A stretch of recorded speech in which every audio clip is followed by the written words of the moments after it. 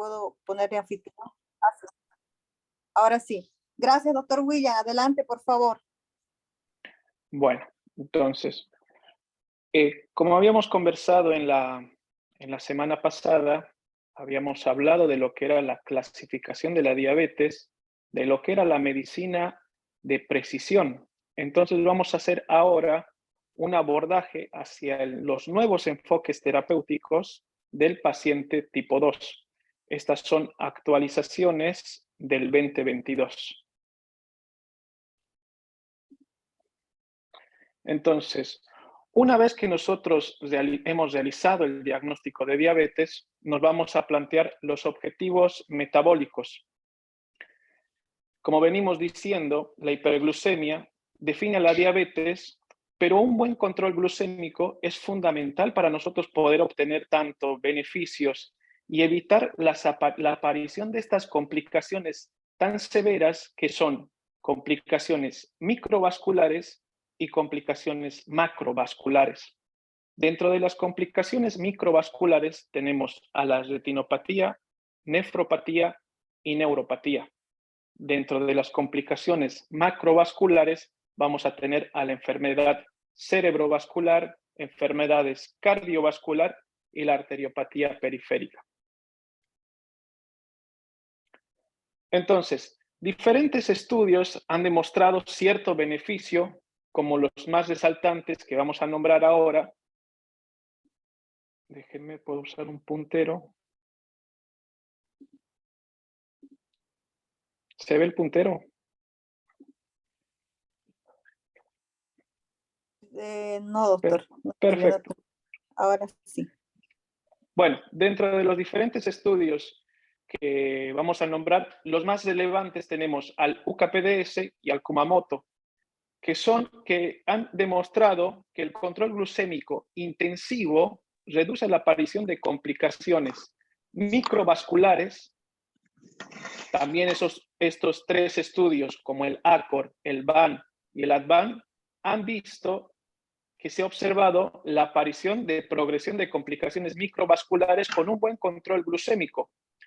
En tanto, complicaciones macrovasculares como una parte del estudio del UKPDS ha demostrado que a los 10 años hay una reducción de la tasa de lo que es la mortalidad y el infarto agudo de miocardio. Pero estudios como el ACOR y el BAT y el ADVANCE también han demostrado que se ve que a los 10 años hay una alteración a nivel de lo que son pacientes de edad avanzada que han mostrado mayor mortalidad. Y esto se podría determinar porque estos pacientes han llegado a presentar episodios de hipoglucemia. Entonces, por lo tanto, durante el seguimiento de nuestros pacientes vamos a plantearnos objetivos de control glucémico. Y dentro de esos, la hemoglobina glicosilada es la forma más frecuente en la medición del tema de diabetes. Una hemoglobina glicosilada menor a 7 nos aporta, nos dice que tendría que estar en un buen control metabólico. Pero ¿qué pasa con la hemoglobina glicosilada? Una gran desventaja que tiene la hemoglobina glicosilada es que no proporciona una medida de variabilidad glucémica. Entonces, no nos permite distinguir entre los pacientes con niveles normales de glucemia en el día o esos pacientes con picos de hiperglucemia o hipoglucemia. Traduzcamos. La parte de lo que es la hemoglobina glicosilada, entonces, no te dice en qué parte del momento del día tu paciente hace registros de hiperglucemia o hace registros de hipoglucemia. Directamente te da un valor estándar que va tomando las glucometrías de los últimos 3 meses. Entonces, hay una gran desventaja en ese sentido, pero nos aporta un cierto valor de lo que es cómo se encuentra el paciente en ese momento. Si podemos observar acá en el dibujo, si tenemos una hemoglobina glicosilada de 7, nuestro paciente estaría ondando entre los 150, 140 miligramos de decilitro de glucosa medida.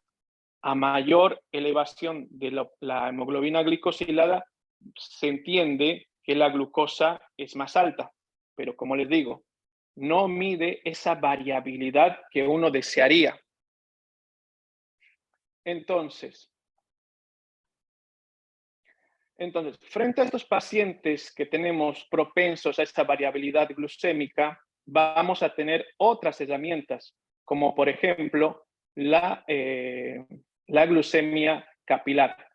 Tenemos tanto la glucemia capilar preprandial, que oscilaría entre 80 y 130 miligramos de decilitro, que eso sería el valor óptimo de una glucemia capilar preprandial. Esto es antes de las comidas. Y una glucemia postprandial que tendría que oscilar menor a 180. Entonces, ahora supongamos que nosotros tenemos un paciente que acude a la consulta con registros de glucometría preprandial que oscilan entre 80 y 130, pero nos trae un laboratorio donde observamos una glucometría o una hemoglobina glicosilada elevada. Entonces, ¿cómo entenderíamos esto? Si el paciente en teoría viene con un buen control metabólico de las glucemias preprandiales, pero nos trae una glicosilada de 8 o 9, nosotros deberíamos sospechar que este paciente está presentando registros hiperglucémicos postprandiales. Entonces, normalmente al inicio de lo que es el control de glucometrías al paciente diabético tipo 2, no les pedimos que se midan glucemia capilar preprandial y postprandial. Siempre les vamos pidiendo que se midan antes de las comidas. Primero, antes del desayuno, antes del almuerzo, antes de la merienda y antes de la cena. Ahora, si no tiene un buen control metabólico por la glicosilada, pero los valores vienen normales, en ese momento le pediré que se haga mediciones postprandiales para ir evaluando si hace hiperglucemias después de las comidas. ¿Listo? Entonces, ¿cada cuánto nosotros tendríamos que pedir una hemoglobina glicosilada? Por lo menos, al menos, y esto lo dicen las guías, al menos cada 6 meses en los pacientes con control metabólico estable y cada 3 meses en esos pacientes donde nosotros vamos a cambiarle la terapéutica, o sea, le vamos a cambiar de medicamentos porque está manejando un mal control metabólico, o la parte se está empezando con terapia de insulina.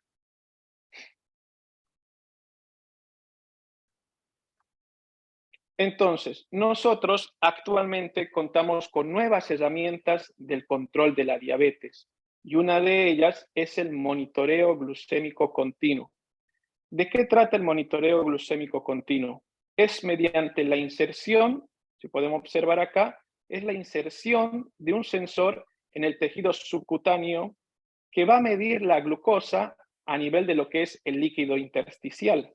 Entonces, este tipo de monitoreo va a estar apartado para ese paciente con una glucometría oscilante, donde hay una variabilidad bastante marcada.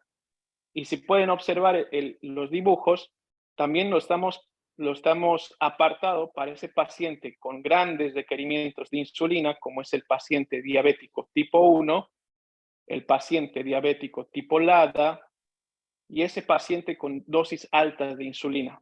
Entonces, ya contamos con esto, los famosos freestyle.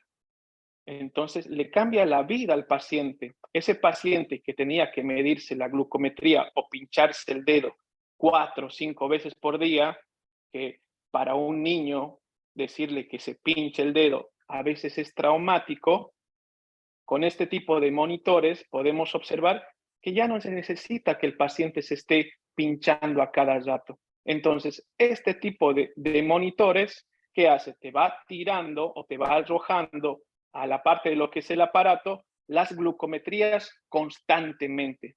Entonces, tú vas acercando el monitor al brazo, como pueden observar en este dibujo, y el monitor capta la glucometría de ese momento.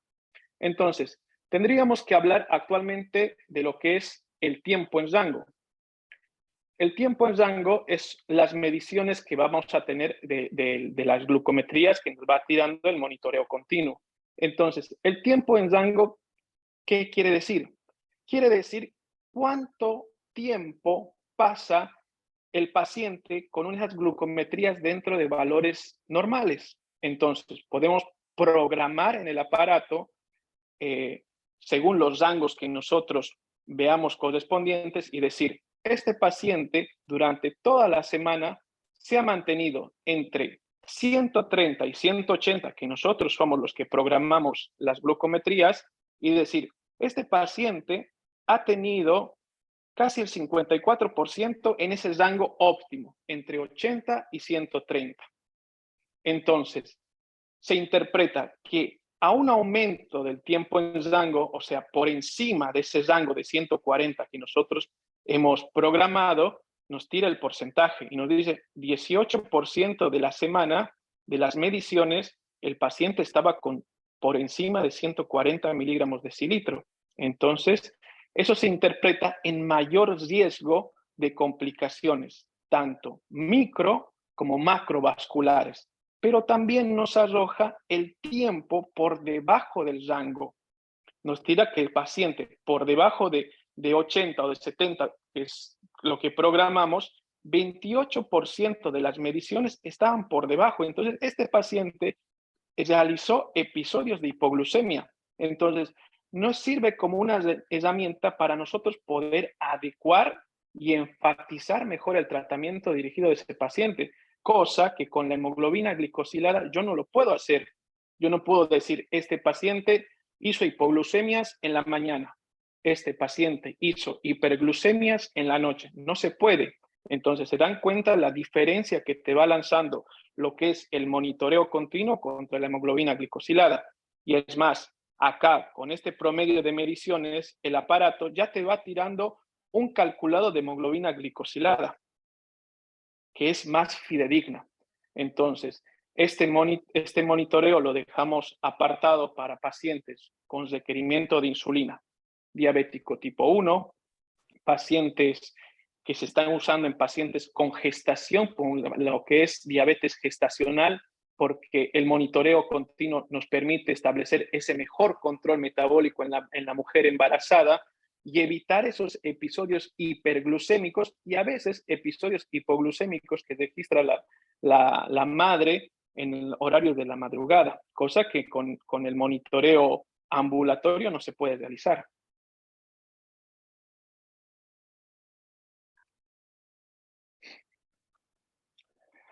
Entonces, respecto a lo que es la prevención y el retraso de la diabetes tipo 2, debemos lograr la atención integral de la persona y ya de forma basal reconocer los factores de riesgo, las comorbilidades que trae este paciente y las complicaciones ya establecidas. Entonces, vamos a intentar con el paciente diabético tipo 2 que lleguemos a lo que es una pérdida de peso más o menos entre el 7%, recomiendan las guías, eso incentivando lo que es el aumento de la actividad física mínimo de 150 minutos por semana, que se traduciría como una caminata ligera. Es lo mínimo que hay que pedirle a un paciente diabético, que se mueva, que camine, que haga esas distancias por semana, que se maneje mejor con el tema de la distribución de los macronutrientes. ¿Eso qué quiere decir? A nivel de los alimentos, ¿cuánto de carbohidratos, cuánto de grasas, cuánto de proteínas consume todos los días? Imaginen que el plato nosotros tenemos que dividirla en que la mitad tienen que ser verduras. La cuarta parte de esa otra mitad tienen que ser carbohidratos. Y la otra cuarta parte tienen que ser proteínas, que entrarían las carnes y todo lo que sería proteína también de origen vegetal. Entonces, si nosotros educamos desde el primer nivel y enseñarle a ese paciente a mejorar su alimentación, ese paciente va a mejorar mucho con el tema de lo que es descenso de peso, mejor control de la parte metabólica, hipertensión, parte lipídica, Entonces, parte mucho del primer nivel, y esto también llega hasta el tercer a cuarto nivel, el poder instruir al paciente con una buena alimentación y una buena actividad física. Entonces, también se puede hablar de fármacos para ir previniendo lo que es la obesidad. Ustedes saben que actualmente para el tema de la prediabetes ya se está llegando a usar o se está usando el manejo con metformina para mejorar el tema de insulinoresistencia. Y también existen otro tipo de fármacos para la obesidad ya autorizados acá por la ANMAT, como el Orlistat, la naltrexona bupropio y los actuales análogos del GLP-1.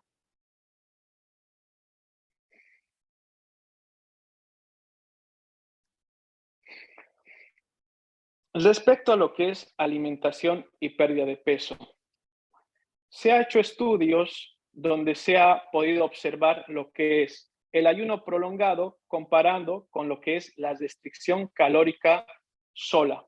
Y se ha podido determinar en el estudio que no ha habido una gran diferencia en lo que es la pérdida de peso.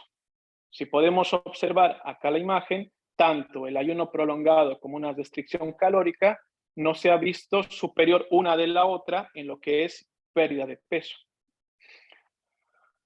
Entre lo que es la dieta cetogénica y la dieta mediterránea.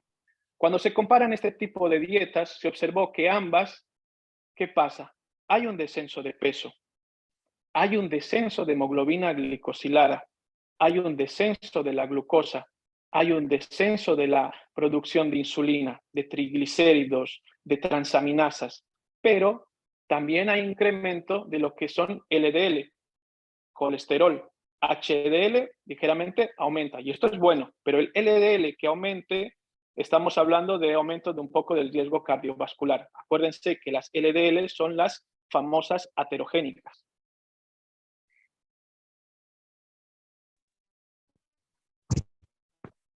Entonces, también no podemos olvidar que ya tenemos y ya contamos con la terapia de lo que es la cirugía bariátrica, que desde hace 10 años ya han demostrado su beneficio en lo que es reducción de peso. Y entonces, si tengo una reducción de peso, hay una reducción en la incidencia de lo que es la diabetes tipo 2 en comparación con otras medidas habituales. Y esto de la cirugía bariátrica traigo a detallar que se mantiene con el tiempo. Este paciente que ha sido sometido a cirugía bariátrica va a mejorar en varios puntos, tanto a punto metabólico, en el tema de resistencia de insulina, en el tema perfil lipídico, hipertensión, disminución del riesgo cardiovascular, disminución del riesgo de lo que es nefropatía diabética. Entonces, es una opción que no se puede llegar a desestimar en esos pacientes donde se ha intentado terapias para el descenso de peso. Ya entrando a lo que es un poco el tratamiento farmacológico.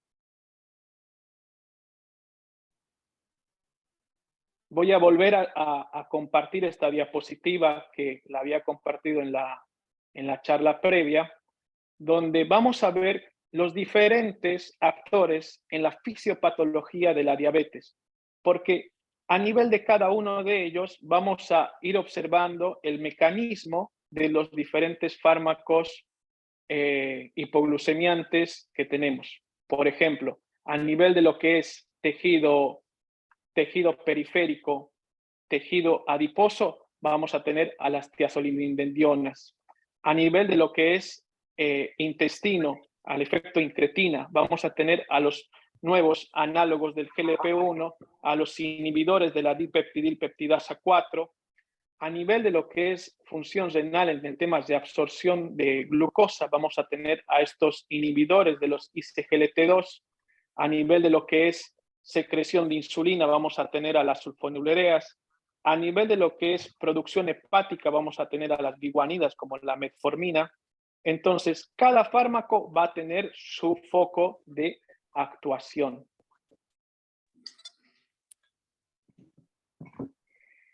Entonces, Esta es la guía que te saca la Asociación Americana de Diabetes. Esta es una nueva guía actualizada del 2022, donde en este enfoque centrado del paciente predomina en primer lugar lo que son modificaciones del estilo de vida. Eso es la regla fundamental.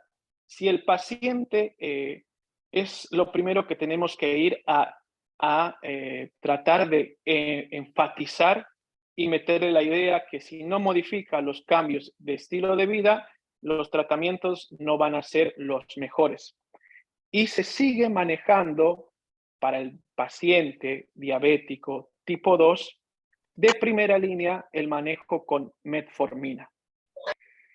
Pero cuando tenemos una hemoglobina glicosilada mayor o por encima de ese objetivo terapéutico, que dijimos que era de 7, algunas guías 6.5, nosotros tenemos que evaluar la presencia de eventos cardiovasculares o enfermedad renal crónica ya establecida. Si nuestro paciente que ya se ha iniciado tratamiento con metformina no mejora la hemoglobina glicosilada y este paciente tiene antecedentes o estamos en frente de pacientes con eventos cardiovasculares establecidos, llámese infarto, ACV, insuficiencia cardíaca, enfermedad renal crónica, tenemos esta guía que nos sirve y nos dice, de primera línea, en estos pacientes con eventos cardiovasculares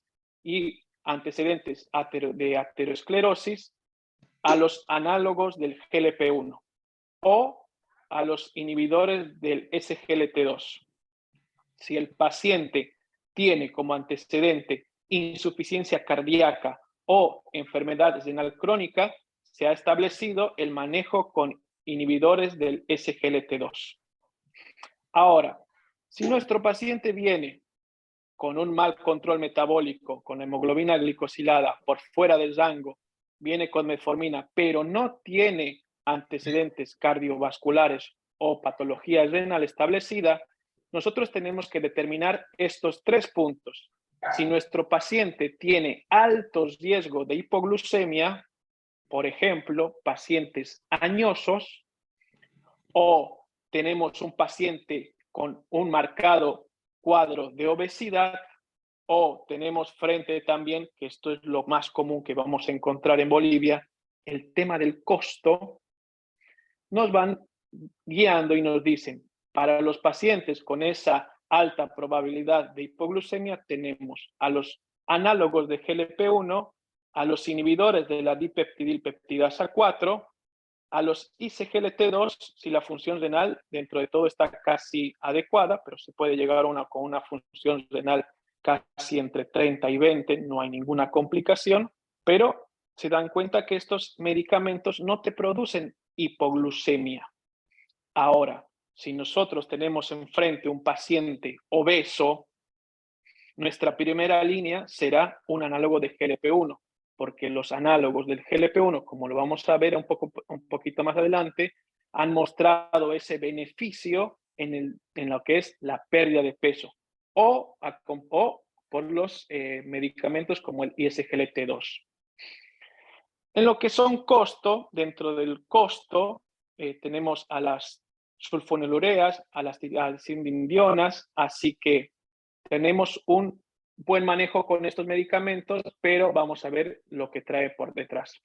Entonces, acá pueden observar que esto es la guía de la ADA del 2022. Yo se las resumí, pero las comparto para que puedan observarlas.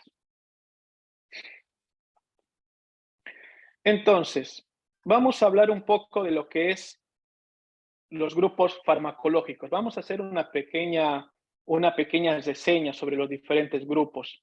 Tenemos al grupo de las biguanidas, como es la metformina. Entonces, la metformina va a actuar a nivel de lo que es la proteinquinasa A, esta reduce la producción de glucosa hepática, mejora la captación de la glucosa mediada por insulina. Entonces va a haber un aumento de la utilización de la glucosa y también nos ayuda, según estudios, a la secreción del GLP-1, muy bueno a nivel intestinal.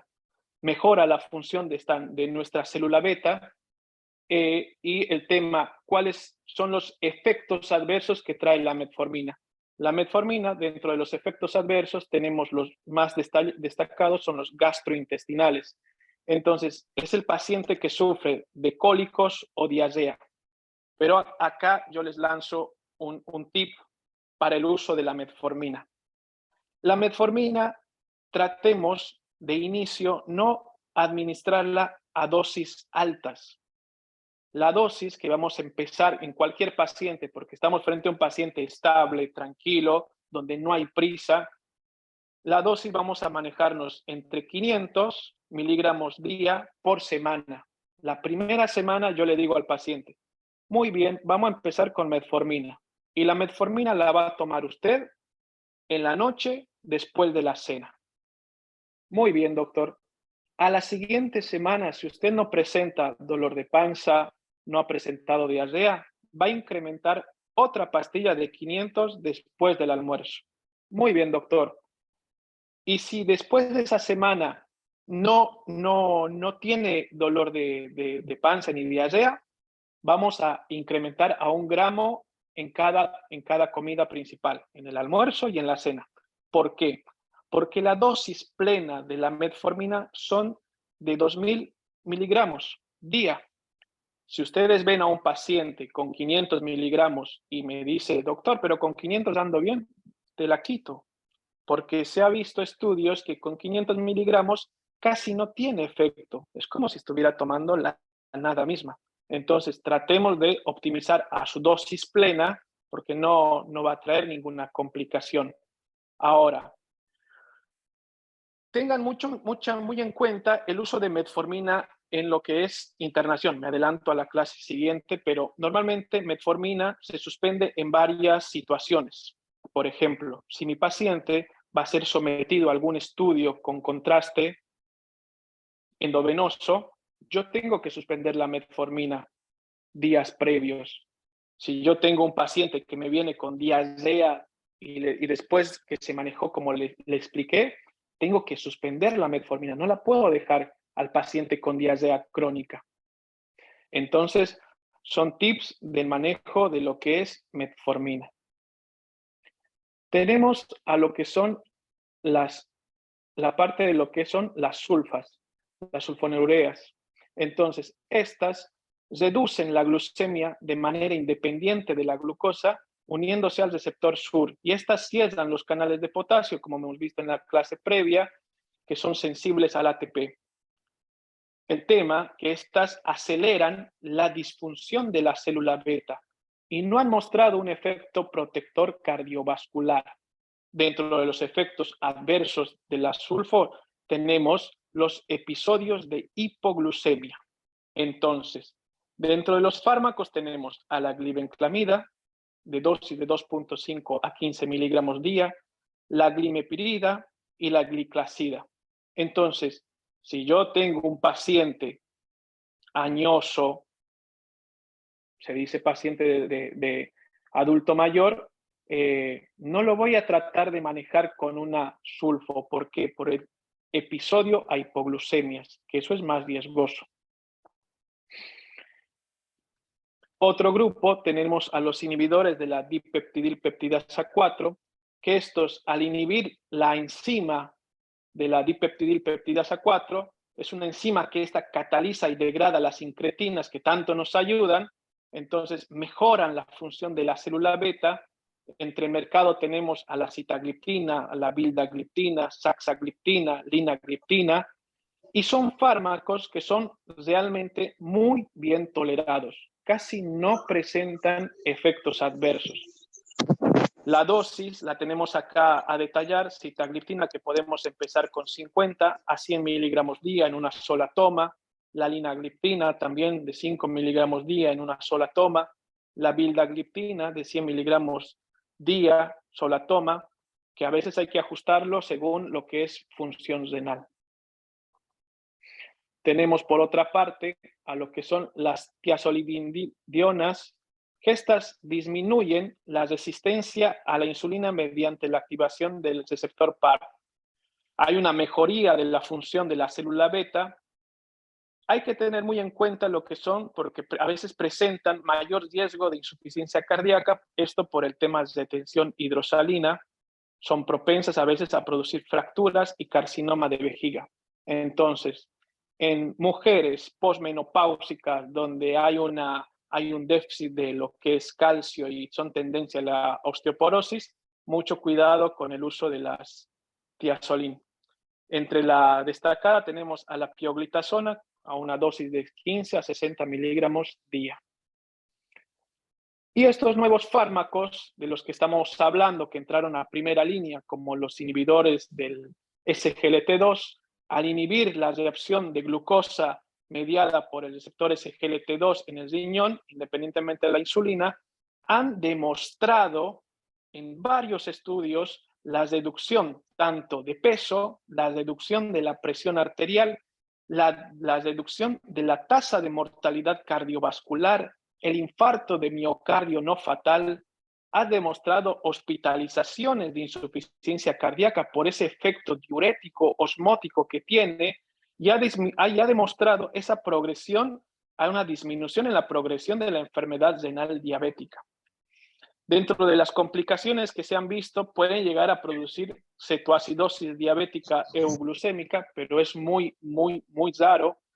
Las infecciones micóticas también, porque entiendan ustedes que al expulsar o al inhibir esa absorción de glucosa y la glucosa sale por la orina, la producción de infecciones micóticas a veces es elevada. Entonces, si yo tengo un paciente con una infección micótica, yo no le voy a iniciar un SGLT2 hasta no haber corregido la infección.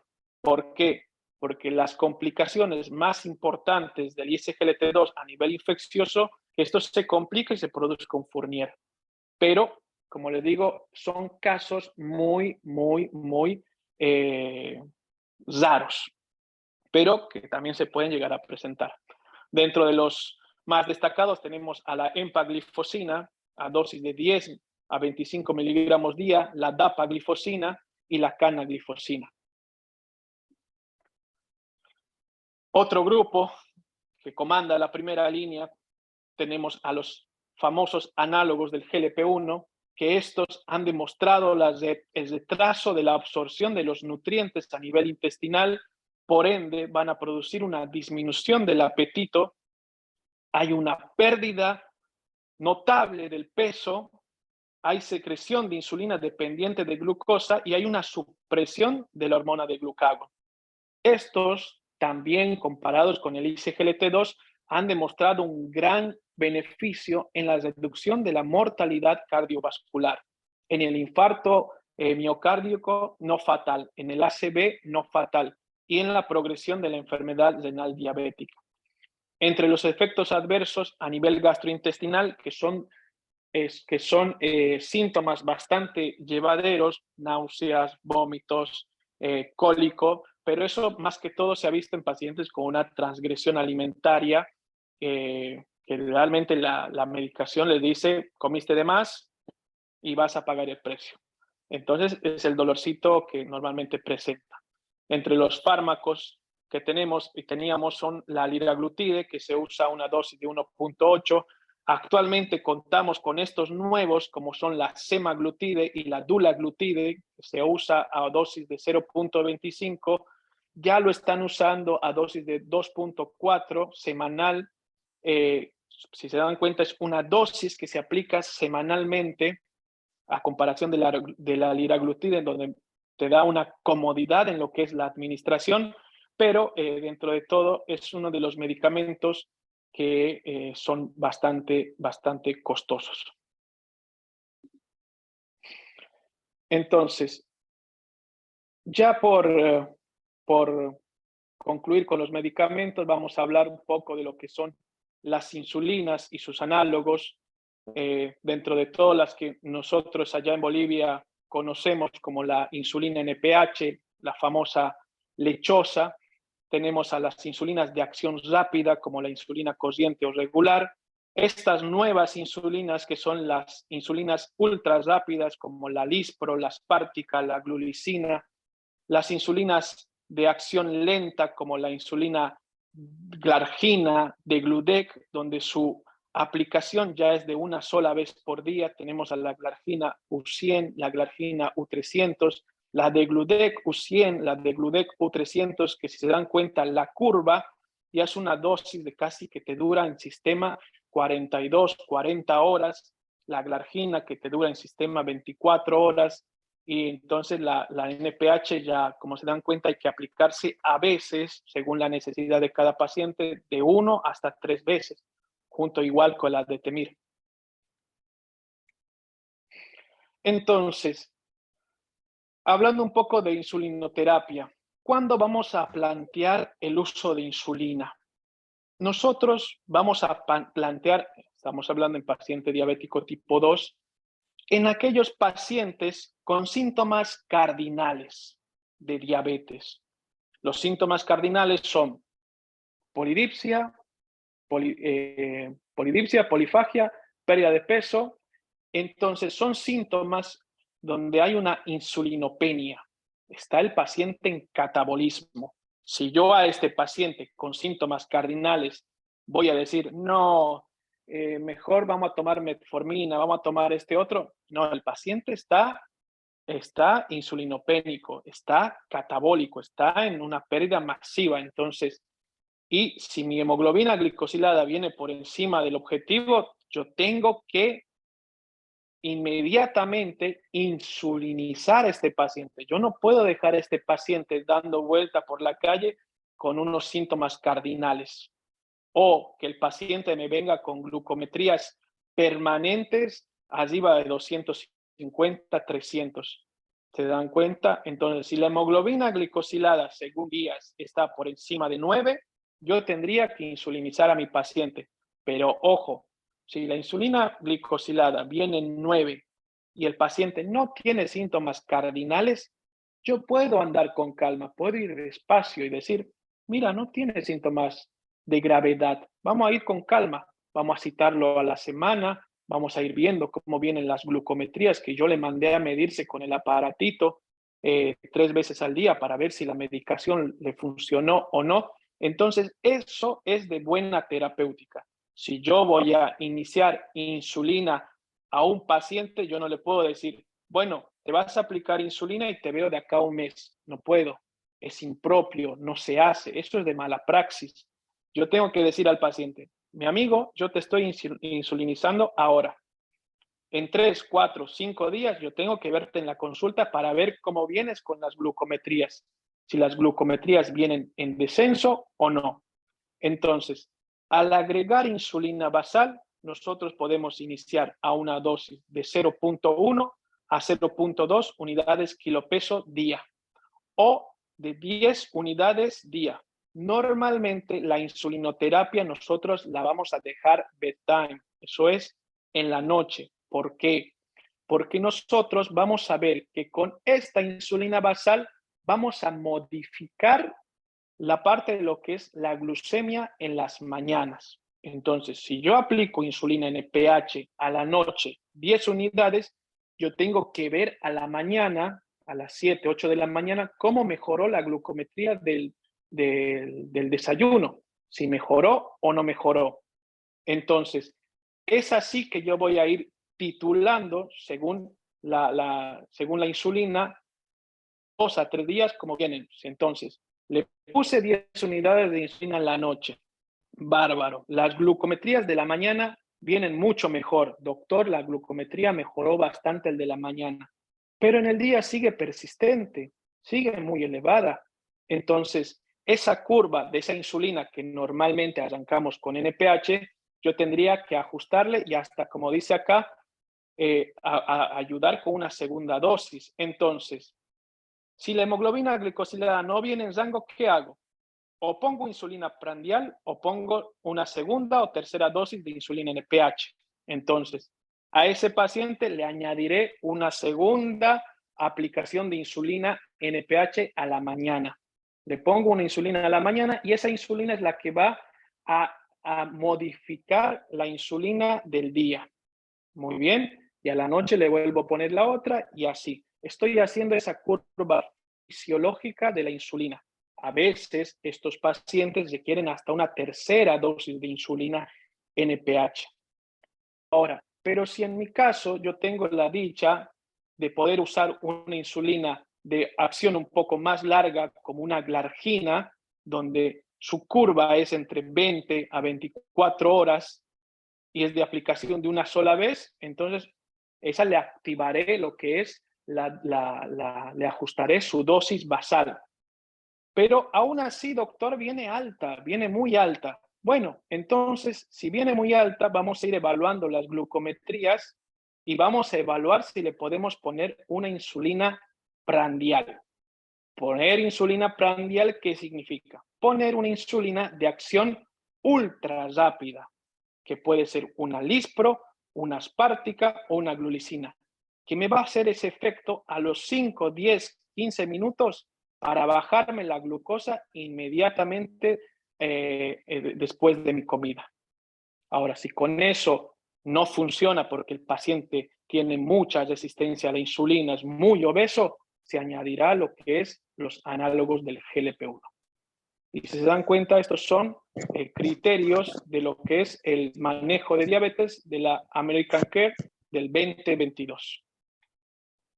Entonces, en resumen, tenemos que reducir las complicaciones de la diabetes, gestionar lo que es un buen control de la glucemia, las mediciones, un buen control de la presión arterial. De nada me sirve controlar bien la diabetes si la presión la tengo en 180-100. A este paciente yo tengo que evaluarlo desde todos los puntos cardiovasculares posibles. Entonces, tratar de que la presión arterial se mantenga en valores óptimos. Valores óptimos por debajo de 130-80. A nivel de lo que son gestión de lípidos, evaluar que este paciente tenga un perfil lipídico de base, ver lo que son el colesterol total, el LDL, que es el que les dije que es el más aterogénico, evaluar cómo está el HDL, ese colesterol bueno que le decimos, que esté en valores por encima de 50, que son cardioprotectores. Y nosotros después evaluar cuáles son los tratamientos con mejor beneficio para proteger el corazoncito y el riñón de este paciente. Y como siempre, la primera línea es modificación del estilo de vida, no solo del paciente, sino de todo su entorno familiar y la educación diabetológica constante. Muy bien. Ahora vamos a hacer un poco de lo que es poner en práctica lo que hemos aprendido en estas últimas 2 clases. Vamos a hablar un poco de casos clínicos. Entonces, tenemos acá a Raúl, un amigo, 38 años, que acude a la consulta, viene a la consulta del primer nivel por un control de salud. El muchacho viene asintomático. Entre los antecedentes personales nos dice que es un recién nacido a término con 2,2 kilos, que tuvo o tiene obesidad desde la niñez, que le diagnosticaron hipertensión arterial a los 32 años, pero que no se medicó. Es chofer de colectivo ahí del grupo Nasser. Antecedentes familiares, tiene el padre que falleció a los 52 por obesidad y un infarto agudo al miocardio fatal, un hombre joven, 52 años. Tiene a la madre de 58 años, podemos ver la parte ginecobstétrica, 5 partos, 2 partos, 3 cesáreas, diabetes tipo 2 desde el último embarazo, hipertensa. Raúl tiene 2 hermanos, que uno de ellos es su gemelo. Le solicitaron un laboratorio 2 semanas antes, el hemograma está normal, la urea la tienen 42, la creatinina las tienen 0,9, que digamos que está entre parámetros casi normales. El hepatograma tiene un TGP de 60, un TGO de 35, un poquito elevado acá, el resto está normal. Tiene una glucometría de 142, un colesterol total de 210, un HDL de 32, tenemos acá entonces ya una glucometría colesterol, HDL 32, triglicéridos de 215, el LDL viene de 135, una orina con una glucosuria negativa, cetonuria negativa, pero tiene proteínas 2 cruces. El muchacho nos trae un electrocardiograma, nos trae, les realizamos un examen físico exhaustivo, vemos un peso de 96 kilos, una talla de unos 72. Al momento de la consulta tiene una presión de 145, 100. Tiene un índice de masa corporal que le calculamos de 32 y tiene un perímetro de cintura de 108. Vemos acá en el cuello que aparentemente le dio el sol, se quemó, y nos trae, o le hicimos un electrocardiograma, y en el electrocardiograma podemos observar a nivel de lo que es cara inferior una alteración del ST, de 2, de 3 a BF. Entonces, ¿cómo abordaríamos a este paciente? Abro micrófonos, si alguien quiere opinar, decirme cómo podemos abordar a este paciente con los laboratorios y los antecedentes que nos dijo. Nos podemos equivocar, esto es para equivocarse, señores. Alguien, los del primer sistema de salud, que ahí Raúl se está quedando esperando. Lo van a atender, lo van a dejar.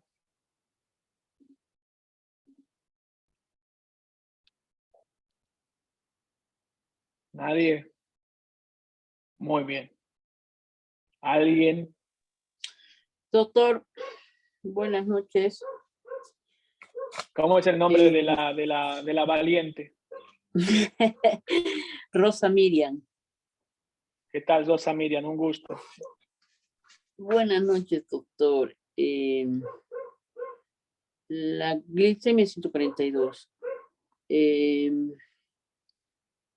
Yo la empezaría dando metformina, para empezar, porque sabemos que la metformina también actúa en el metabolismo, y aparte de eso que él ya es obeso y hay que prevenir muchas complicaciones posteriores, ¿no ve? Sus triglicéridos y colesterol no están muy altos, eso con dieta él puede bajar, con una dieta baja en carbohidratos. Yo le haría una dieta, le haría que comiera 3 veces al día, le haría que haga un ayuno intermitente, le haría por el momento, solo por el momento, una dieta rica en proteínas y vegetales. Luego, posteriormente de estabilizar, ya tendría que mandarle a la nutrióloga también, ¿no? Porque ellas son las que ya les dan en peso, en cantidades, todo eso. ¿Qué más tiene? Tiene obesidad. Sí, si es obeso desde niño, más aún, ¿no? Hay que prevenir eso, darle la metformina y hacer el control en la misma semana, ¿no? No sé si está bien, doctor. No, está perfecto. Me agrada que opines, y para esto es esto, para sacarnos todas las dudas, porque este tipo de pacientes son los que llegan a la consulta, son los del día a día. Entonces, nosotros tenemos que ir pesquisando, esa es la palabra, tenemos que pesquisar cuál es ese paciente de riesgo y cuál es ese paciente que puede esperar.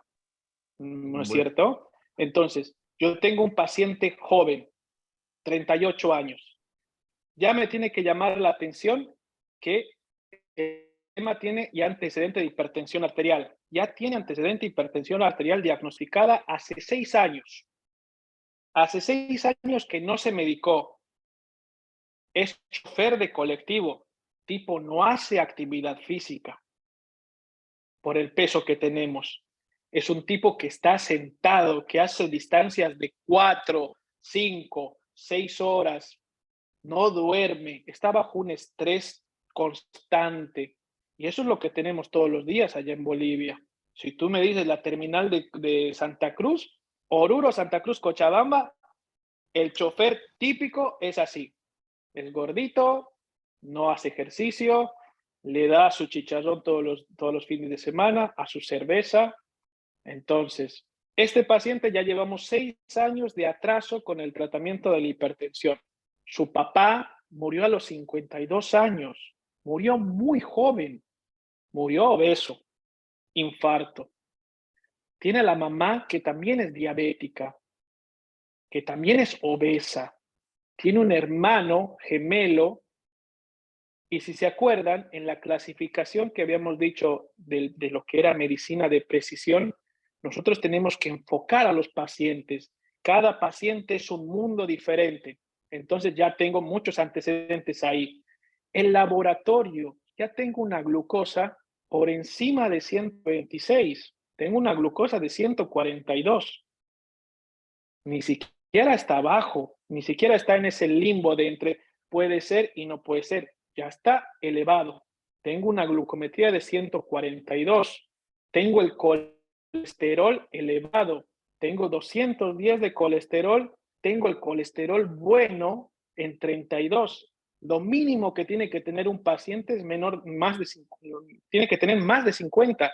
Por debajo de 50, imagínense que ese paciente tiene un riesgo cardiovascular de infarto 5 veces a un paciente normal. Entonces, tiene triglicéridos elevados y es porque está con un perfil metabólico alterado. El LDL está en 135, lo tiene elevado. Tiene proteinuria en la orina, está eliminando proteína. El riñón no tiene que eliminar proteína. El riñón tiene que eliminar nada de proteína, nada de glucosa, a menos que esté en un tratamiento para botar glucosa. Eso es otra cosa. ¿Se dan cuenta? Entonces, en el electrocardiograma ya tenemos cambios electrocardiográficos de la cara inferior. Este paciente, si yo tengo cambios electrocardiográficos, este paciente o presentó un infarto o lo está haciendo. No vino con dolor, no vino con me duele el pecho, doctor, vino en control. Recuerden que los pacientes diabéticos, cuando nosotros hacemos casi el diagnóstico, la diabetes nos lleva 10 años de ventaja. Nos lleva 10 años de ventaja cuando el paciente empieza a tener síntomas. 10 años en ese perfil metabólico inflamatorio constante, nosotros llegamos muy tarde. Ese paciente ya tiene alguna secuela cardiológica, bien hipertenso, 140, o sea que tiene el pedal así todo el tiempo, está obeso, la cintura, si se dan cuenta en la foto, miran cómo está la grasa visceral. ¿Esto qué significa? Significa a mayor de 90, ¿qué dijimos? Mayor el riesgo de eventos cardiovasculares. Hipertenso, obeso, sedentarismo. El riesgo cardiovascular es alto. Tenemos signos de insulinoresistencia. Esto es acantosis nigricans. Te está hablando de insulinoresistencia. Entonces, doctora Sotelo, ahí levantó la mano. Diga usted. Doctor, buenas noches a todos. Esta hipertensión, entonces en este caso al paciente lo primero que tendríamos que hacer es bajar primero la hipertensión que tiene, ¿no? Este cuadrito no lo había tomado muy en cuenta, por eso no opiné anteriormente. Y podría ser una de sus causas, si él no tiene dolor de cabeza, no tiene ningún síntoma, esa presión, esa hipertensión podría ser de causa renal, ¿no es cierto? Eso es lo que tenemos que estudiar en este momento. Pero él vino a un Porque control, el imagínense, anterior, pero vino... Sí. un cuadro de proteínas positiva 2 cruces en orina, Sí. ¿no? Entonces llama la atención la glucosuria igual y la cetonuria. No hay glucosuria, cetonuria no hay negativa, glucosuria. perdón, Todo negativo. negativo. Acuérdense Sería que la la proteinuria, ¿no? glucosuria, Positivo 2 claro, cruces. acuérdense que la glucosuria va a empezar cuando la glucemia en sangre esté por encima de 200. El umbral del riñón para eliminar glucosa es arriba de 200. Si el paciente viene con glucometrías arriba de 200, en la orina tengan certeza que van a encontrar glucosa, porque el umbral del riñón es hasta 200. Entonces, pero este paciente vino al control normal. vino y ya le encontramos varias causas que están fuera del rango. Pero tengo una que me tiene que llamar la atención. A mí como diabetólogo y a ustedes como el tema de que diabetes ahora es el boom y hay que controlar la diabetes y todo eso. Están haciendo ahora diabetes. Métanse en la cabeza que están haciendo por ahora estas clases diabetes. Entonces, tenemos un paciente con diagnóstico de obesidad, Norma Amado. Diga usted. Levantó la mano, Norma. El doctor Rocabado también quería, doctor, dar una palabra. Doctor Rocabado, ¿puede activar su micrófono, por favor? Buenas noches. Buenas noches, doctora. Ya. A ver, quería compartir un poquito este caso clínico, es muy interesante, ¿no? Pero el paciente tiene hipertensión, ya está diagnosticado con hipertensión, con diabetes por todos los antecedentes, entonces tiene una glicemia. Todavía diabetes no.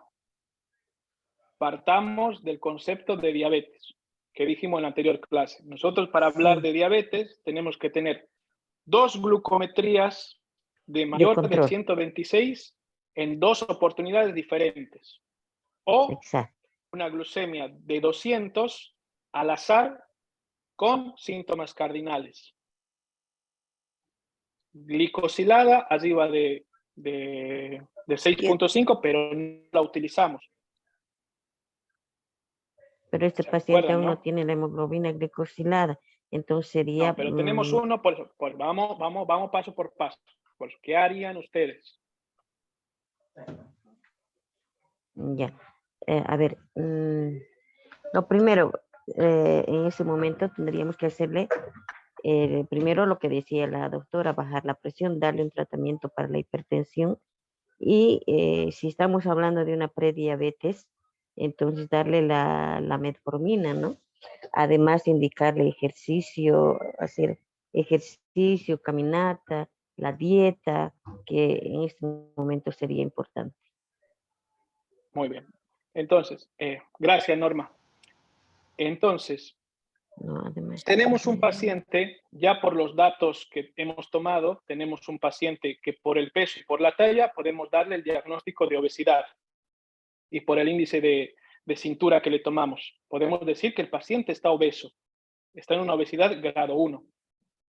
Podemos decir que el paciente es hipertenso, sí, tenemos el antecedente de que ya era hipertenso, pero el condenado no quiso tomar medicación, pero es hipertenso, ya. Es una hipertensión no controlada. Tenemos un cuadro de una dislipidemia. Sí, estamos frente a un cuadro de un perfil lipídico alterado, colesterol elevado, colesterol HDL bajo, LDL elevado. Sí, estamos frente a una dislipidemia, probablemente aterogénica. ¿Hay elevación de enzima hepática? Sí, pero no son significativas, pero hay elevaciones hepáticas que nos hacen pensar en lo que es probablemente un hígado graso. Tenemos un registro de glucemia que es mayor a 126, pero tenemos uno nada más. Nosotros, para decir que el paciente tiene diabetes, por eso métanse en la cabeza, nosotros, para decir que el paciente tiene diabetes, tenemos que tener 2 glucometrías mayores a 126, medidas en 2 oportunidades diferentes. O tener una glucemia de 200, mayor de 200, acompañada de síntomas cardinales. Polidipsia, poliuria, polifagia y pérdida de peso. O pruebas, después de una prueba de tolerancia oral a la glucosa, mayor a 200, a las 2 horas. O que debute con cetoacidosis o estado hiperosmolar. O hemoglobina glicosilada, que esa no la tomamos en Bolivia todavía, mayor a 6.5. ¿No es cierto? Entonces, todavía yo no puedo hablar de diabetes. Señor, usted tiene una glucemia fuera de rango, está elevada. Probablemente tenga diabetes. A nadie le gusta escuchar que tiene diabetes, pero yo tengo que tener la certeza de decirle, señor, tiene diabetes. Porque me ha tocado tener en la consulta pacientes, doctor, el oncólogo me dijo que tengo diabetes. ¿Por qué, mi amigo? Porque tengo la glicosilada en 6.6. Ah, pero tiene anemia, señor, y sus glucemias están normales. No, pero el oncólogo me dijo. ¿Se dan cuenta? Entonces nosotros tenemos que tener certeza para nosotros poder decir a un paciente que tiene diabetes. Estamos frente a un paciente con una glucemia mayor a 126. Tenemos proteinuria en orina, que eso no es normal, y tenemos en el electrocardiograma una secuela de un infarto agudo de miocardio en cara inferior. El tipo sufrió un infarto, no se dio ni cuenta. Recuerden que los pacientes diabéticos a veces tienen lo que es la llamada neuropatía, que no solamente es de los pies, también puede ser cardiovascular. No sienten ese dolor típico de que se agarran y se, ¡ay, no! ¡Ay, una molestia! Te dicen, ¡qué molestia tan fea! El tipo se está infartando y no está dando ni cuenta. Son infartos silentes. Entonces, ¿solicitarían una prueba de tolerancia oral a la glucosa para confirmar que el paciente tiene diabetes? Recuerden que la prueba de tolerancia es que tome un juguito dulce de 75 gramos de hidratos de carbono y un poquito de agua de 375. ¿O en qué situación la solicitarían? Si confirman el diagnóstico, ¿qué tipo de diabetes es? Entonces, es muy importante nosotros determinar qué tipo de diabetes es para poder iniciar el tratamiento. Entonces, ¿a este paciente le harían una prueba? No. La prueba de tolerancia oral a la glucosa dijimos que la dejamos en ese limbo, que la glucosa está entre 110 y 125. Ese es el limbo, que no sé si es o no es diabetes. En ese punto le pido una prueba de tolerancia oral a la glucosa, que lo hablamos en la anterior clase. En este paciente que ya tiene una glucemia elevada, le digo, mi amigo viene mañana temprano y se va a hacer un laboratorio de glucosa o un laboratorio completo si quiere. Si viene elevado, ya tengo el diagnóstico o le digo, ¿no tienes un laboratorio de hace unos 2, 3 meses? Sí tengo, doctor. ¿En ayunas? Sí tengo. Ah, la madre, 135. Ya tengo 2. Entonces ya le puedo decir que tiene diabetes. ¿Se dan cuenta? Entonces yo tengo que confirmar primero si tiene o no tiene diabetes. Muy bien. Ahora, hipertensión arterial, ¿la trato? Sí, la tengo que tratar. ¿Cómo la trato? ¿Qué dicen las guías?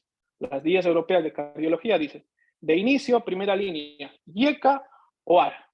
Enalapril, losartán, valsartán. Se inicia. ¿A qué dosis? La dosis que ustedes vean conveniente. 10 miligramos día, 5 miligramos cada 12 de enalapril, pero tienen que iniciar una terapéutica. Dislipidemia aterogénica. El LDL está elevado. El colesterol está elevado. Tiene infarto. ¿Qué le voy a hacer? Le pongo estatinas. Ya tiene un infarto. Ya llegué tarde. Tengo que prevenir eso. Entonces, a este paciente le voy a añadir sus estatinas a dosis altas. Empezaré o con atorvastatina, 40, o con rosuvastatina, pero no le voy a iniciar terapia de triglicéridos. ¿Por qué? Porque su perfil metabólico de esta diabetes de nuevo está inflamado todo. Entonces los triglicéridos van a bajar por sí solos, pero el colesterol y el LDL no bajan. Doctor, lo voy a mandar a hacer dieta. No baja. El colesterol, por más que dieta que tú le mandes a hacer, el colesterol no se va a mover, se va a clavar. Entonces ya tengo que ir previniendo. Mi amigo sufrió un infarto, hay que hacerle valoración con cardiología inmediatamente para ver cómo está ese corazón. Entonces son pasos que hay que seguir. Proteinuria, ¿qué tengo acá? Ya les dije, la diabetes me lleva 10 años de ventaja. ¿El riñón está sufriendo o sufrió? Probablemente sí. Hipertenso, obeso, ahora diabético y con proteínas en la orina, tengo que pensar que su riñón está dañado. Entonces, ¿qué estudios se les piden a los pacientes para evaluar función renal? Por más que la creatinina y la urea, si vemos acá, estaban normales. 42 y 0.9 de creatinina. Estaban normales. Pero yo tengo que pedirle una función renal. Entonces, una parte de lo que se llama relación albuminuria-creatinuria o proteinuria en orina de 24 horas, pero eso es incómodo, recolectar orina 24 horas. Entonces, se toma una muestra aislada de orina al azar y se pide relación albuminuria-creatinuria en orina al azar. Y ahí te va diciendo, mayor a 30, presenta microalbuminuria. Ya tiene daño renal. Entonces, si nos vamos a las guías, ¿qué dicen las guías? ¿Tu paciente tiene antecedentes cardiovasculares? Sí, señor, tiene antecedentes cardiovasculares. Por mala onda le dio un infarto. Tarde, llegamos tarde. ¿Tiene problemas renal? Sí, tiene problemas renal. Entonces, lo más probable es que este paciente necesite, aparte de la metformina, un análogo de GLP-1 o índice GLT-2 para prevenir que se complique más a futuro. Esa es la idea de esta clase, de evitar que Raúl se complique más la vida, que llegue peor a la edad adulta. Ese es el punto de estas charlas. Agarrar al paciente cuando está empezando a debutar, antes de que debute. Esa es la idea de estas charlas. Agarrar a ese paciente con obesidad y decirle, mi hermano, hay que bajarte la obesidad, que esto no es bullying, que esto no es nada, tengo que cuidarte. De eso se trata esto. ¿Listo? ¿Alguna duda que tengan con este paciente?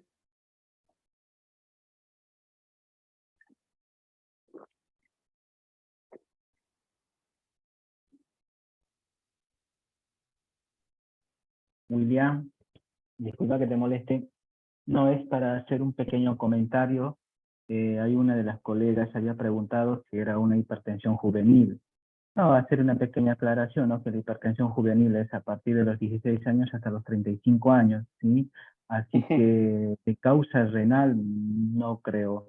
Este paciente tiene 38 años, ¿verdad? Entonces no, ya corresponde, ¿no? A lo que es la hipertensión arterial. Igual el diagnóstico de la hipertensión arterial lo podemos hacer, ¿no? Con una sistólica igual mayor a 140 o una diastólica igual mayor a 90. Ok, nada más eso. Perfecto, perfecto. Ahí el cardiólogo dándonos charla de clasificación de hipertensión. Perfecto. Entonces, convengamos. A Raúl, tengo que iniciarle un medicamento, tengo que bajarle de peso, tengo que hacerle diagnóstico. Y eso es la medicina de precisión que necesitamos. Entonces, ¿qué quería decirles? Creo que era eso todo con Raúl. Vamos al caso clínico número 2. Doctor, buenas noches. Sí. Va a disculpar que le corte. En el caso de la hemoglobina glicosilada, tengo una duda ahí. Usted dice que en Bolivia no se realiza ese estudio. No es que no se realice. No es que no se realice. Lo había comentado en la charla de la semana pasada. Nosotros en Sudamérica, Argentina, Brasil, Colombia, Chile, Perú, Bolivia, incluso, no hacemos diagnóstico de diabetes con hemoglobina glicosilada. Ese es un punto importante. Solo por ahora la hemoglobina glicosilada es de la línea del Ecuador para arriba. Para nosotros todavía no. ¿Por qué? Por la confianza de los laboratorios, porque la hemoglobina glicosilada tiene que estar estandarizada en ciertos laboratorios. Y aún así, las sociedades, tanto, por ejemplo, donde yo estoy en Argentina, no la toma como un punto de referencia para diagnóstico de diabetes aún. Todavía ni Argentina ni Brasil la toma como diagnóstico. No se hace diagnóstico con glicosilada. ¿Sí se hace en Bolivia? Sí se hace, pero nos sirve como seguimiento, como un orientativo de cómo está el paciente. ¿Quedó claro esa parte de la glicosilada?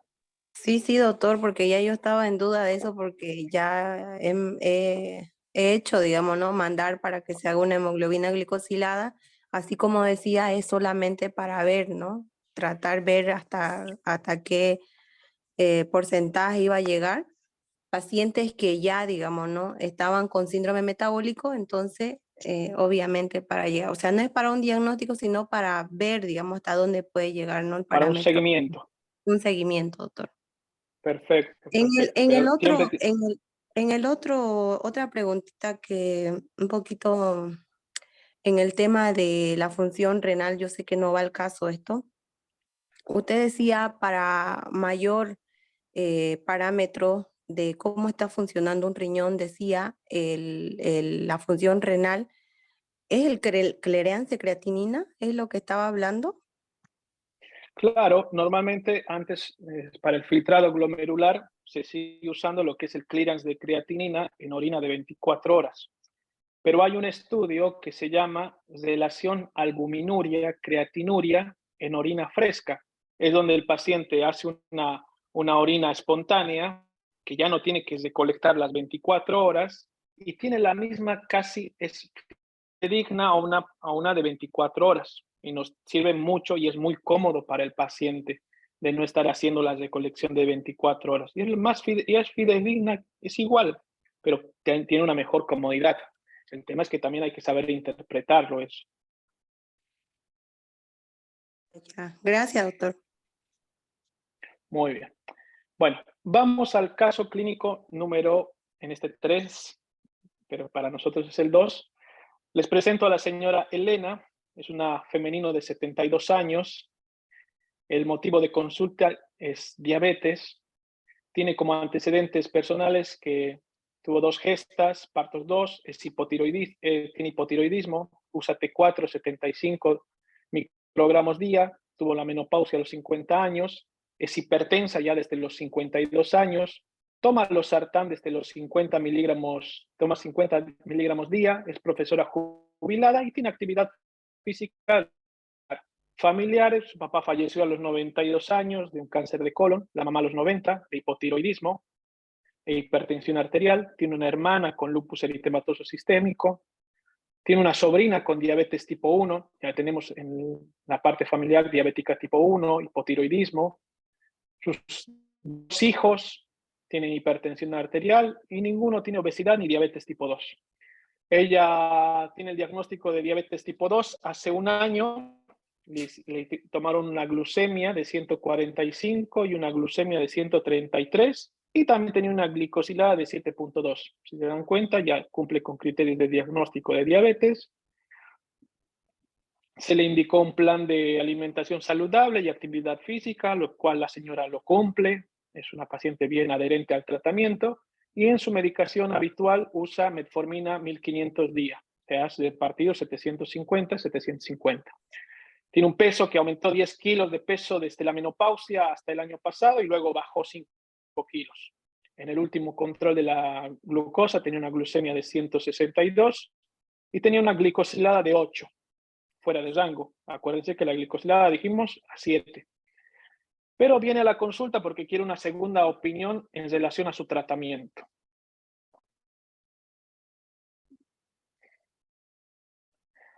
Tiene un laboratorio con una urea de 50, una creatinina de 1.02, el hepatograma está normal, tiene una glucemia de 162, la glicosilada de 8, colesterol total de 180, HDL de 48, triglicéridos 145, el LDL 102, bastante bien, la parte lipídica, el TSH está normal, la orina completa es normal. El examen físico tiene un peso de 66 kilos, una talla de 1.65, una presión arterial de 135/85, que la maneja bastante bien para la medicación, y tiene un índice de masa corporal de 24, normopesa, cintura de 80, bien, delgado. ¿Qué puede haber ocurrido? ¿Tiene diagnóstico de diabetes mellitus tipo 2 o hay datos que hacen dudar? ¿Qué datos de laboratorio podrían ayudarlo en el diagnóstico? Acá ya tienen un chanchullo.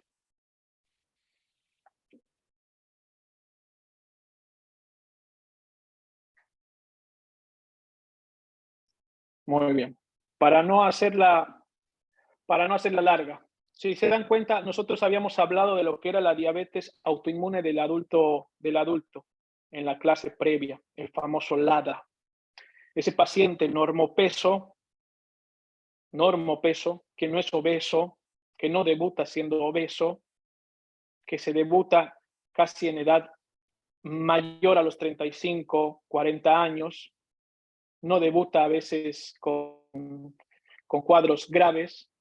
Y tenemos acá un péptido C de 0.98, pero nosotros le pedimos un anticuerpo antiglutaminasa y nos sale en 1.78.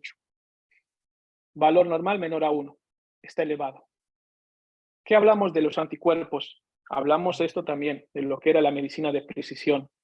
Sospechar de qué tipo de paciente tenemos al frente. Si se dan cuenta, no es como Raúl, no es ese paciente característico obeso, con resistencia a la insulina, con mal manejo metabólico. Esta paciente viene bien. Entonces, enfrente tenemos un paciente de tipo LADA, un paciente con diabetes autoinmune latente del adulto, por el anticuerpo positivo y por la clínica que presentó, los antecedentes, el hipotiroidismo, la sobrina con diabetes tipo 1. Recuerden que estos pacientes tipo LADA se comportan como un diabético tipo 1, pero lento, debutan siendo grandes, arriba de los 35, 40 años. El tema es que estos pacientes, ¿qué va a pasar? Van a requerir insulina. Van a requerir insulina.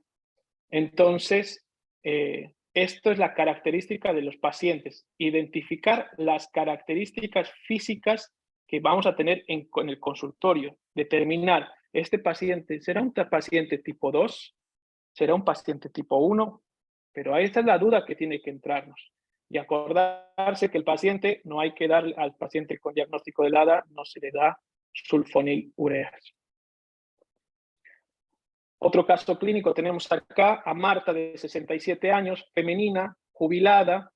El motivo de consulta: doctor, me fatigo mucho, me canso al subir las escaleras, tengo 4 meses de evolución, he presentado episodios de hipoglucemia, temblor, mareo, somnolencia, gesta 5, parto 5, el último niño nació en 4.200 kilogramos, tiene sobrepeso, sedentarismo por una artrosis en la rodilla, le dijeron hace 2 años que tenía hipertensión, algo elevada, pero no le dieron nada, tiene diabetes tipo 2 diagnosticada hace 15 años, sin controles médicos desde hace 5 años, la última tenemos la hemoglobina glicosilada del 2010 que tenía 8, estaba fuera de rango aparentemente, dislipidémica, medicación actual, metformina, 850, 3 veces al día, glibenclamida, 10 miligramos antes del almuerzo y antes de la cena, y atorvastatina. Su padre era diabético, hipertenso, falleció a los 62, su mamá falleció a los 70 de cáncer de mama, tiene un hijo a los 40, que es también obeso y tiene diabetes tipo 2. Seguramente era el último que pesaba 4.200. Al examen físico, 15-10, o sea, 150-100 en ambos brazos, peso 72 para una talla de 1,55, un IMC de 29.9, cintura de 92, cardiovascular, soplo carotidio derecho. Me habla de problema de examen de pies, tiene frialdad de pies, pulsos pedios y tibiales posteriores disminuidos, sensibilidad de los pies disminuida, tiene una glucemia de 102, una glicosilada de 7.2 por método inmunoturbidimétrico, valor normal entre 4 a 6, el colesterol está elevado, los triglicéridos están ahí, el HDL lo tiene recontra bajo, el LDL lo tiene alto, creatinina lo tiene 1.48, tiene una glucosuria, una cruz, proteinuria, 2 cruces. Pruebas diagnósticas, se les realizó un fondo de ojo. La prueba de fondo de ojo es obligatorio en todos los pacientes diabéticos que se tienen que realizar por lo menos una vez por año. Es obligatorio pedirles fondo de ojo a todos los pacientes y más al paciente con diagnóstico reciente por el tema de retinopatía proliferativa. Entonces tenemos frente un fondo de ojo que ya la señora, por mala suerte, llegamos tarde, retinopatía proliferativa, le hicieron una proteinuria en 24 horas, ya tiene proteinuria, se le hizo un test de monofilamento, 4 a 10, diapasón negativo, ya hay alteración de la sensibilidad de los miembros inferiores. El mapa nos da que la paciente tiene un cuadro de hipertensión, diurno y nocturno sostenido. Entonces, tenemos enfrente un paciente con una obesidad central, una diabetes tipo 2 fuera de objetivo de control, una enfermedad renal por diabetes, retinopatía proliferativa, neuropatía diabética y episodios de hipoglucemia, hipertensión arterial y alto riesgo de enfermedad coronaria de equivalente anginoso. ¿Se acuerdan que dijo, doctor, me canso, me fatigo? Dislipidemia fuera de objetivo de control. Entonces, si se dan cuenta, el tema de diabetes no es solamente el azúcar, engloba todo un mundo cardiovascular, renal, oftálmico, neurológico, arteriopático, miembros inferiores. Es un complejo. Entonces nosotros tenemos que tratar de pesquisar a ese paciente de alto riesgo. Venga, señor, usted está muy mal, hay que derivarlo. Segundo nivel. Segundo nivel, no puede manejarlo. Tercer nivel. Pero si se dan cuenta, esto es de manejo multidisciplinario. Yo tengo que trabajar con el cardiólogo, con el nefrólogo, con la licenciada en nutrición, con el traumatólogo en caso de lo que es pie diabético, con el cirujano cardiovascular. Entonces, es un mundo, pero esto les tiene que servir de herramientas para ver, por lo menos en el primer nivel, qué podemos hacer. Entonces, tenemos un paciente con todos los antecedentes cardiovasculares y renales. Nos vamos a nuestra guía y nuestra guía nos dice, metformina, pero la función renal venía ahí. Acuérdense que menos de 30 no damos metformina. Cardiovascular, sí, la señora tiene. Es candidata a un GLP-1 y si por ende también se le puede añadir un ISGLT2 para el tema de lo que es el descenso de peso. Descenso de peso, el primer manejo es el ISGLT2, el GLP-1, perdón. Entonces nos sirve todo. Entonces, con respecto, esa fue la charla del día de hoy. ¿Les gustó? Excelente, doctor. Excelente conferencia. Le agradezco infinitamente. Muy didáctica. Yo creo que todos aprendimos muy bien el abordaje al paciente diabético adulto esta noche. Voy a pedirle por favor al doctor Romer y Armando que comanden las preguntas, por favor. Los que tengan preguntas, levanten la mano o escriban por el chat, por favor. Una pregunta, los números que me han pasado al chat, Moni los está añadiendo a los grupos de médicos bolivianos en línea. Mil gracias, Moni, nuestra secretaria está aquí en el webinar. Bienvenida. Los números son todos de Bolivia. Doctora Renata Teixeira, ¿es de Bolivia su número? Por favor, anótenme en el chat si es de Bolivia, todos los números. Muchísimas gracias. Estoy aquí de Bolivia. Buenas noches. Buenas noches. Perfecto, perfecto. Doctor Romer, doctor Armando del...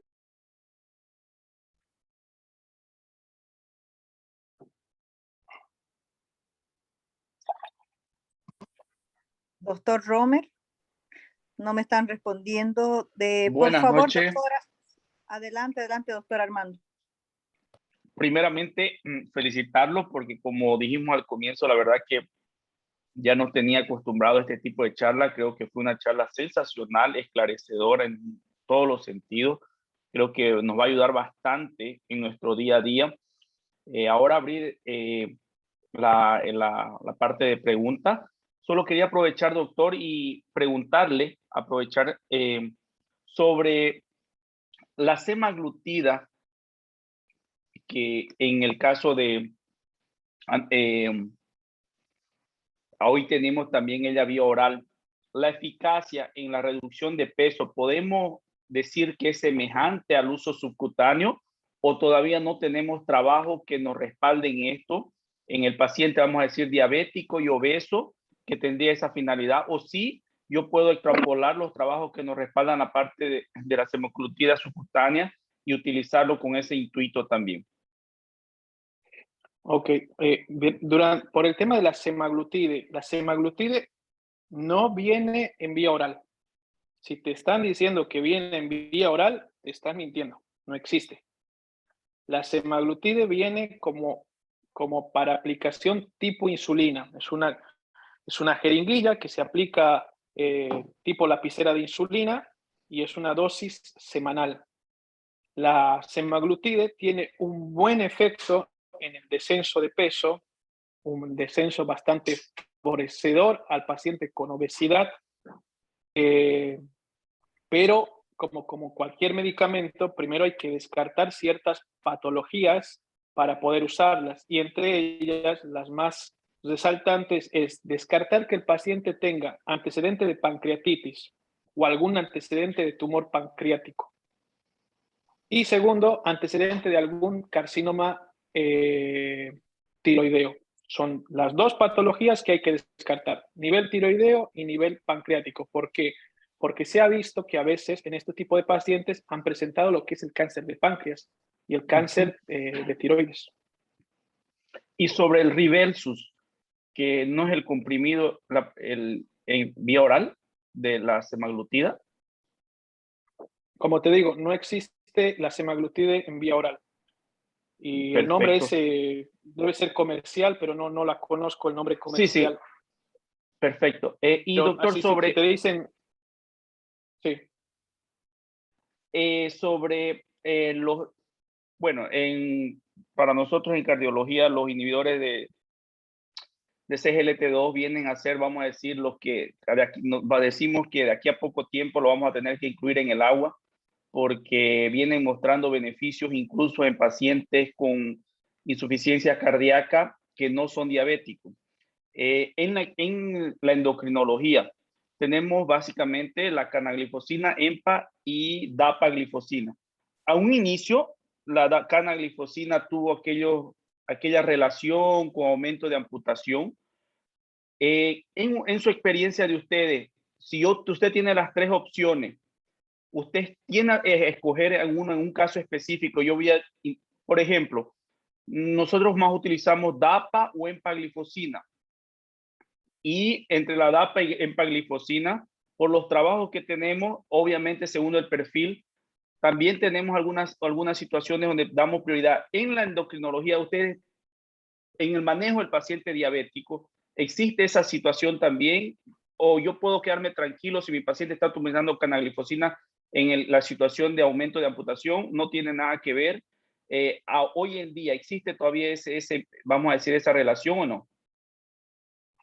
Sí, hay estudios donde han demostrado, pero son casos exceptuales. Estamos hablando del 1 sobre el 1000, que ha presentado una patología de lo que es a nivel de miembros inferiores. No es una relevancia bastante significativa.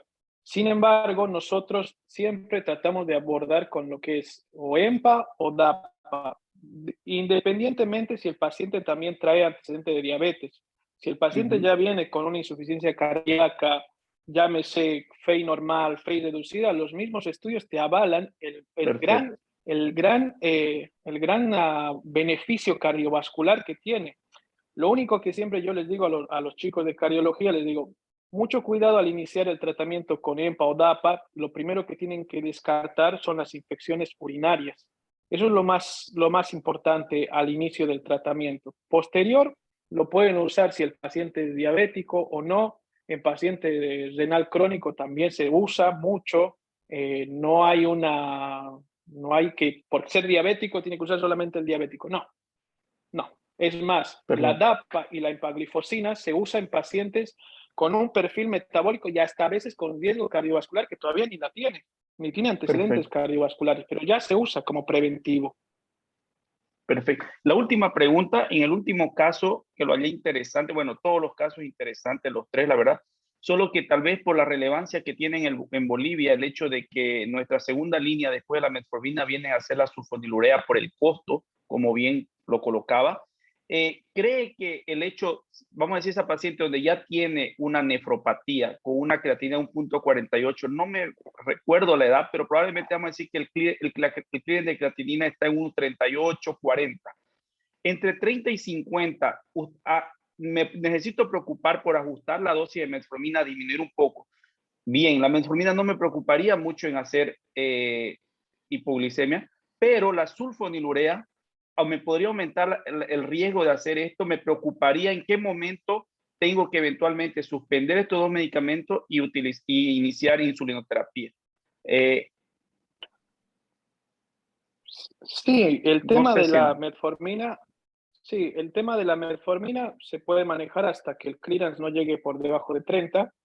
Hasta Ujú. 30 lo podemos usar tranquilamente. Sin necesitar disminuir dosis. Sin necesitar disminuir dosis, la dosis plena. Perfecto. Lo que son las sulfonilureas, podemos usar la gliclazida, que se puede usar en daño renal ya avanzado, hasta casi 15, podemos llegar a usarlo y se usa actualmente por el tema costo. Pero yo tendría mucho cuidado en ese paciente frágil, en ese paciente añoso, en ese paciente de edad avanzada, en los adultos mayores. Yo no soy partidario de usar las sulfos directamente, les suspendo lo que es, porque yo he visto mucho manejo con glibenclamida todavía y les digo, y te dicen, ¿y no tenés temblorcito, no tenés algún mareo en la mañana? Sí, doc, en la mañana. No, suspendelo, le digo, y vamos a empezar. A veces les iniciamos lo que es un IDPP4, una sitagliptina, que son bien tolerados, como les dije, y andan muy bien con una sitagliptina, vildagliptina, que hay en el mercado de Bolivia, se encuentra, pero anda bastante bien. Yo tengo algunos pacientes allá en Cochabamba y a veces me ha tocado cambiar la medicación, pero tranquilamente lo soportan. Perfecto. Muchísimas gracias. Vamos a ver ahora en el chat o quién levanta la mano. Creo que la doctora Ana Belén Poma puede abrir su micrófono para poder hacer su pregunta. Buenas noches.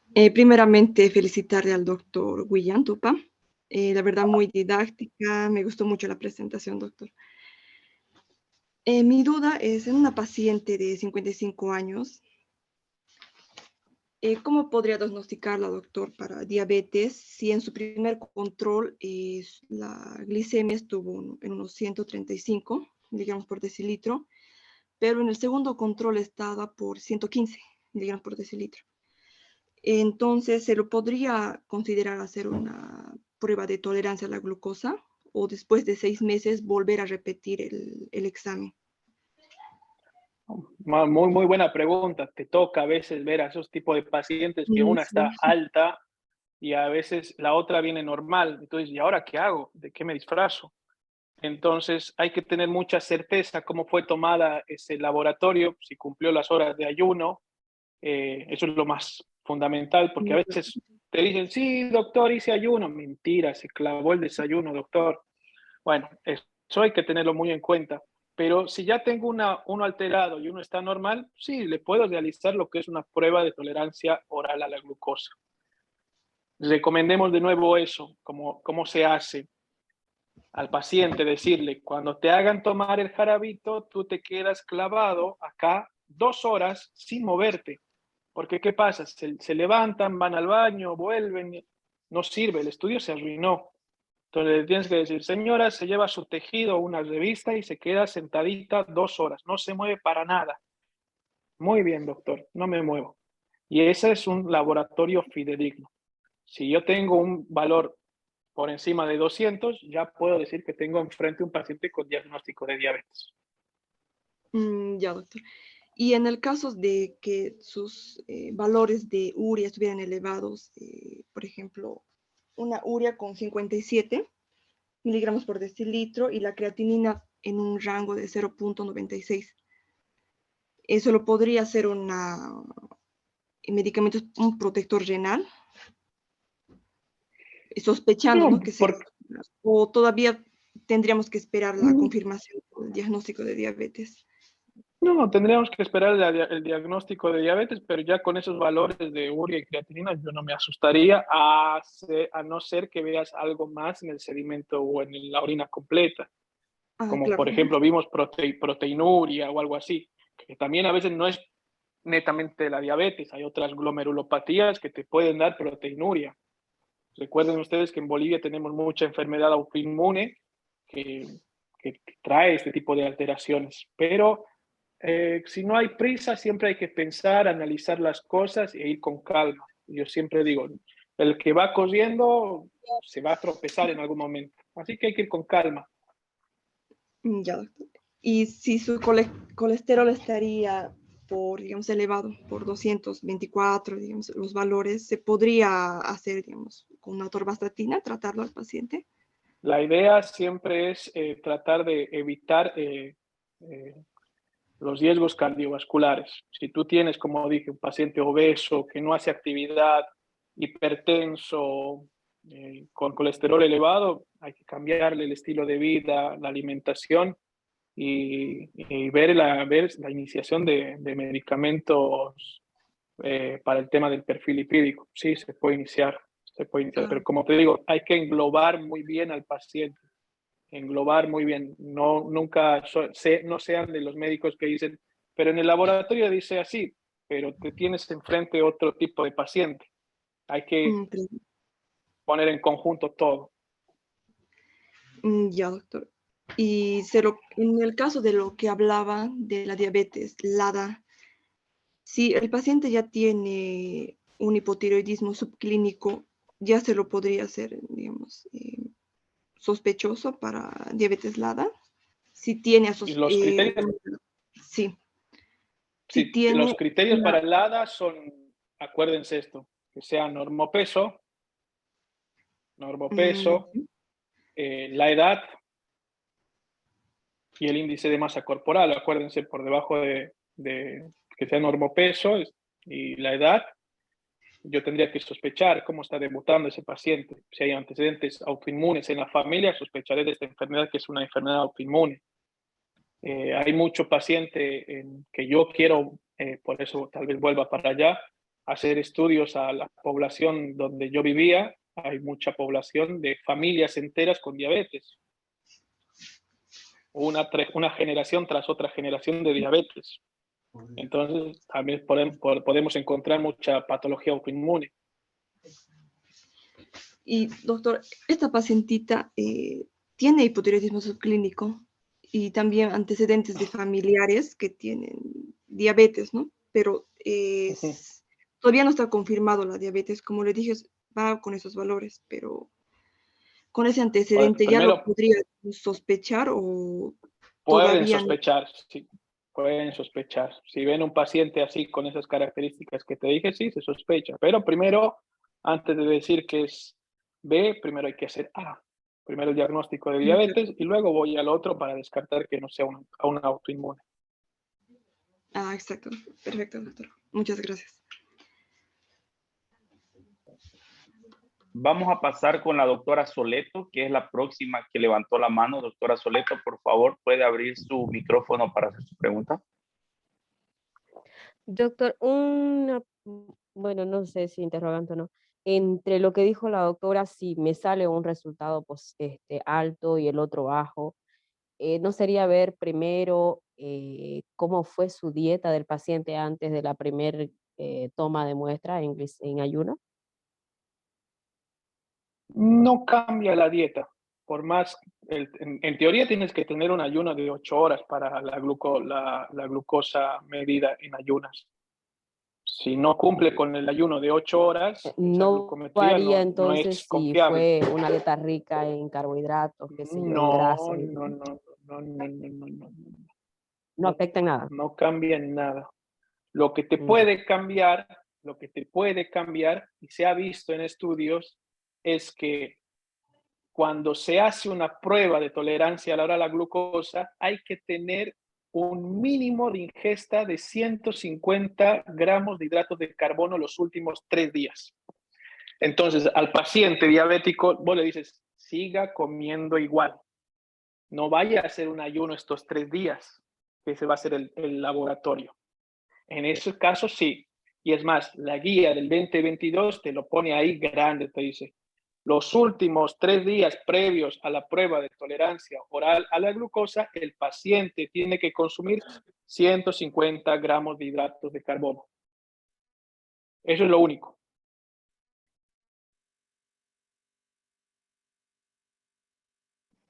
Perfecto, Okay. Vamos a pasar ahora. Otra ahora. preguntita. Todos los pacientes que presentan... Perdón. Puede continuar, Una puede última. continuar. ¿Puedo? Claro, puede.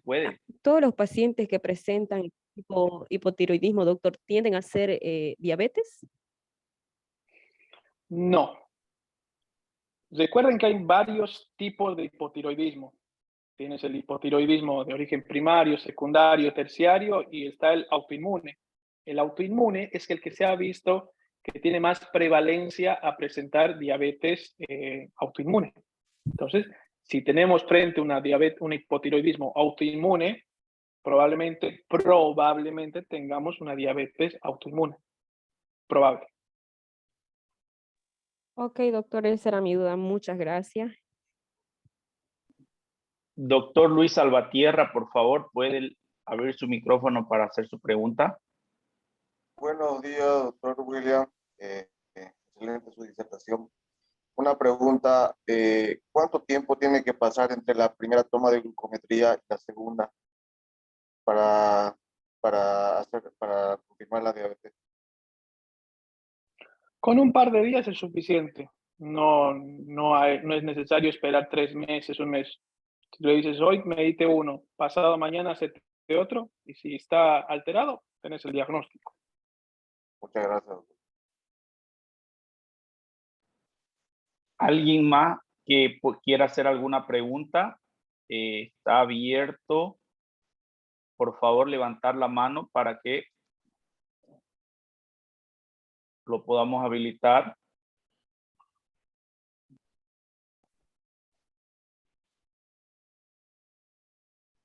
Si alguien quiere hacer una pregunta por el chat, tampoco no hay. Doctora Nadia, creo que...